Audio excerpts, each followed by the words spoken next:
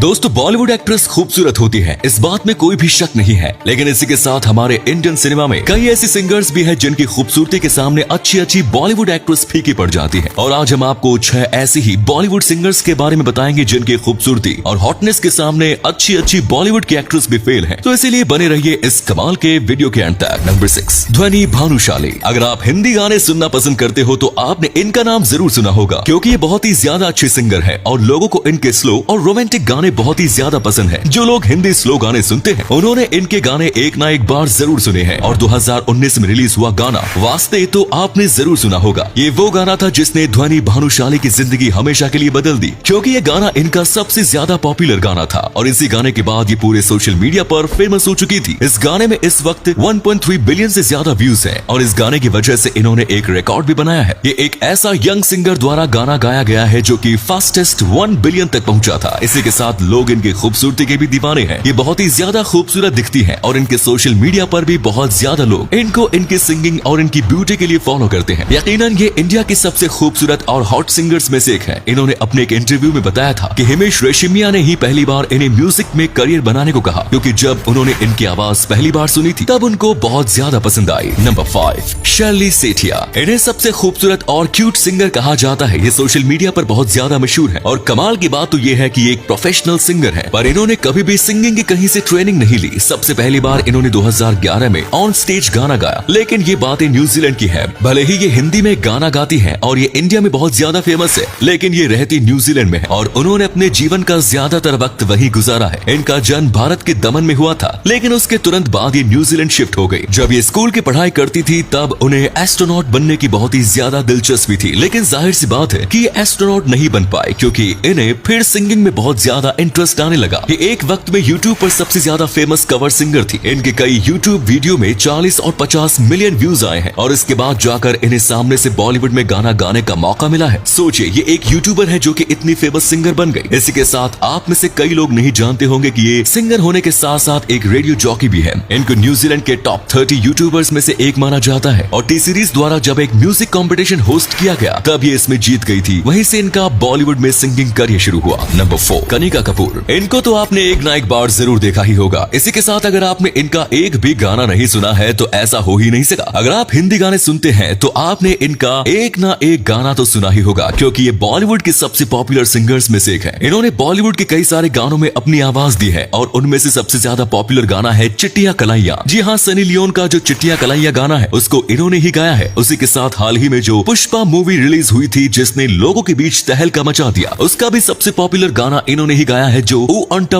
अंटवा का हिंदी वर्जन है। ऊ बोलेगा या ऊ बोलेगा, इन्होंने ही गाया है। इसी के साथ ये सोशल मीडिया पर भी बहुत ज्यादा पॉपुलर है। ये बस सबसे खूबसूरत सिंगर ही नहीं बल्कि ये इंडिया की सबसे खूबसूरत महिला की लिस्ट में भी आती है। कई लोग ये भी कहते हैं कि इनको मॉडलिंग करनी चाहिए, लेकिन ये अपने एक्टिंग करियर से खुश है। और आप में से बहुत कम लोग होंगे जिन्होंने इनका गाना नहीं सुना होगा, लेकिन आपको इनका नाम तो जरूर पता होगा, क्योंकि कोरोना के दौरान ये एक कंट्रोवर्सी में भी फंस गई थी जब ये चाइना घूमने गई थी और चाइना से वापस आ गई थी और इन्हें कोविड था और इसके बारे में उन्होंने किसी को बताया भी नहीं था, पर इसको छोड़ के ये कंट्रोवर्सी से दूर ही रहती है।